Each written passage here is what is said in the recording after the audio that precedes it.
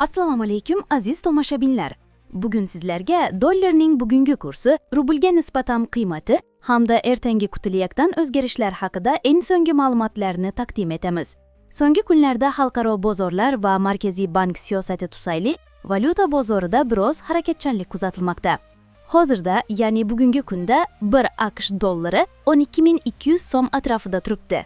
Bu kurs so'nggi 2 kun ichida biroz pasaygan, ammo hali ham yuqori darajada saqlanib qolmoqda. Rossiya rubli esa hozir 1 rubl 155 so'm atrofida almashinmoqda. Rublning qadri so'nggi haftada biroz pasaydi. Bunga Rossiyadagi ichki iqtisodiy bosimlar va energiya bozorindagi tebranishlar sabab bo'lmoqda. Markaziy bank hozircha dollarning tez oshib ketishiga yo'l qo'ymayapti. Asosiy maqsad ichki bozorda barqarorlikni saqlash va narxlar o'sishini jilovlash. Mutaxassislarning fikricha, import bosimi, xorijdan kelayotgan pul o'tkazmalari va oltin zaxiralari kursga bevosita ta'sir ko'rsatmoqda. So'nggi haftalarda dollar dunyo bozorida ham kuchaymoqda. Bunga AQShdagi foiz stavkalarining yuqoriligi va Yevropa iqtisodiyotidagi pasayish sabab.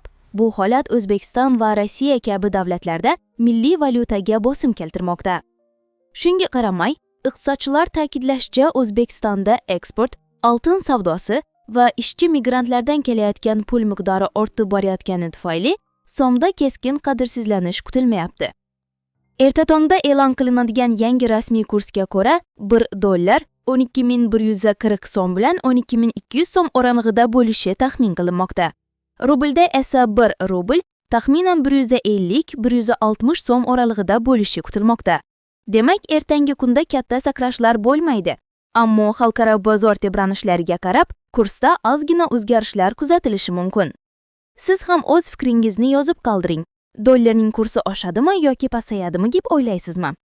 Yangi zamon kanalimizga obuna bo'ling va bizni kuzatib boring.